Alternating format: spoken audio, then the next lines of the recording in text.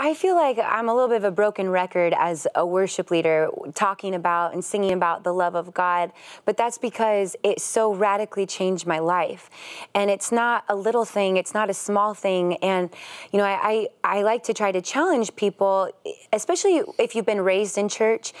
You say, Jesus loves me, like it's just Bible talk, you know, like we learn it in Sunday school. It's kind of this thing that's like, oh yes, Jesus loves me. I know it's like the Christian thing to say, but I feel like it's completely different when you say, Jesus loves me, because I have this burning conviction inside of me, because I have tasted that love and I have experienced that love. I have felt that love tangibly. And that's what I want for people. That's what I hope they get out of this book. That's what I hope they experience in worship. And the other thing that was so important for me in my journey, I'm a little bit of a justice person. I get those justice buttons pushed, you know, I want justice. And that was a big journey for me in what I walked through with the Lord, was realizing that with all the pain and just trying to learn how to forgive the ones who hurt me, forgive the woman at the church who sat me down and I felt shame after that, forgive the men who abused me. I realized that there was something in me that associated justice with punishment. Like, God, I want you to punish those who hurt me. And I felt the Lord say, Kim, who is your enemy? And my first answer was like, they are. And the Lord said, who is your enemy?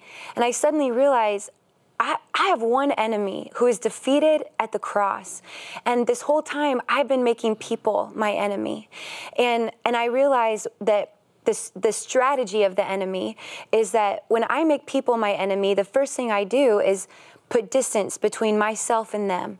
And just like all the analogies in the Bible of the sheep and the flock, if you separate yourself from the flock, you are suddenly left vulnerable to the wolf, to the enemy.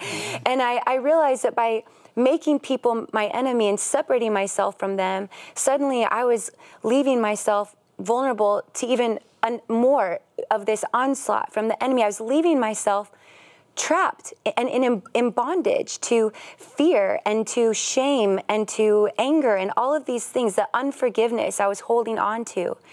And I had to truly learn how to forgive, not once, but over and over and over, and trust God with the justice and with the outcome, both in my life and in those who hurt me. And also recognizing that justice, how I saw it, number one, was wrong, but also God sees justice so different. I realized that true justice is that I am standing here today. True justice is that I have given my life and I'm serving Him.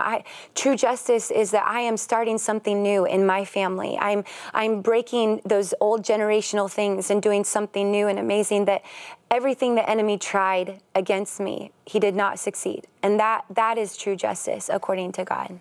That's grace and justice. Wow. That's grace.